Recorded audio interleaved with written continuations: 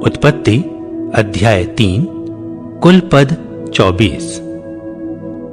यहोवा परमेश्वर ने जितने बनैले पशु बनाए थे उन सब में सर्प धूर्त था।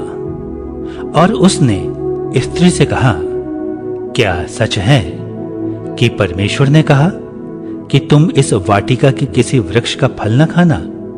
स्त्री ने सर्प से कहा, इस वाटिका के वृक्षों के फल हम खा सकते हैं, पर जो वृक्ष वाटिका के बीच में है उसके फल के विषय में परमेश्वर ने कहा है कि ना तो तुम उसको खाना और ना उसको छूना, नहीं तो मर जाओगे।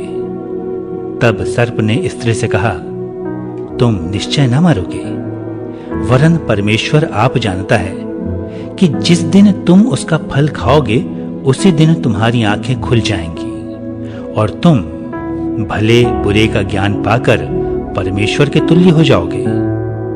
सो जब स्त्री ने देखा कि उस वृक्ष का फल खाने में अच्छा और देखने में मन भावना है और बुद्धि देने के चाहने योग्य भी है, तब उसने उसमें से तोड़कर खाया और अपने पति को भी दिया और उसने भी खाया। तब उन दोनों की आंखें खुल गईं और उनको मालूम हुआ कि वे नंगे हैं। सो उन्होंने अंजीर के पत्ते जोड़ जोड़ कर लंगोट बना लिए।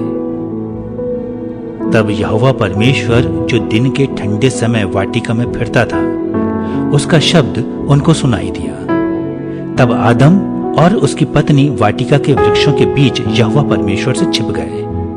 तब यहोवा परमेश्वर ने पुकार कर आदम से पूछा, तू कहाँ है?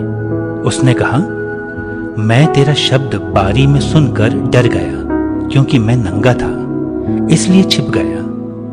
उसने कहा, किसने तुझे चिताया कि तू नंगा है?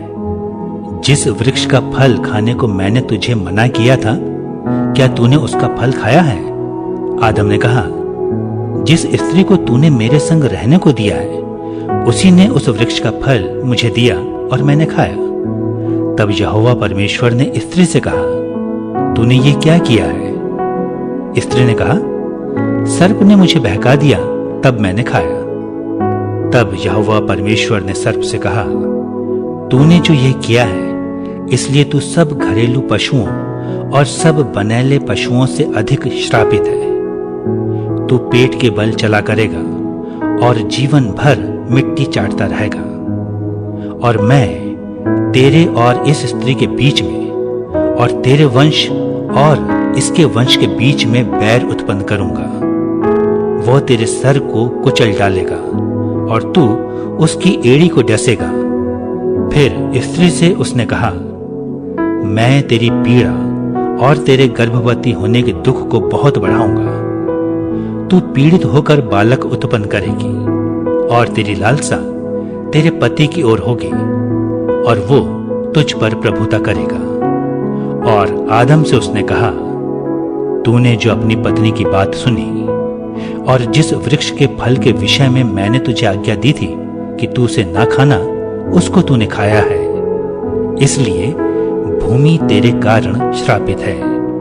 तू उसकी उपज जीवन भर दुख के साथ खाया करेगा और वो तेरे लिए कांटे और ऊंट कटारे उगाएगी और तू खेत की उपज खाएगा और अपने माथे के पसीने की रोटी खाया करेगा और अंत में मिट्टी में मिल जाएगा, क्योंकि तू उसी में से निकाला गया है।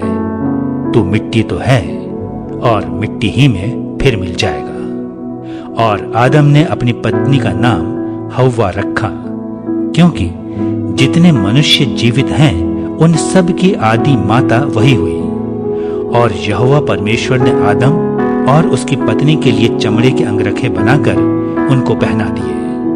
फिर यहोवा परमेश्वर ने कहा, मनुष्य भले बुरे का ज्ञान पाकर हम में से एक के समान हो गया है, इसलिए अब ऐसा ना हो कि वो हाथ बढ़ाकर जीवन के वृक्ष का फल भी तोड़कर खा ले और सदा जीवित रहे।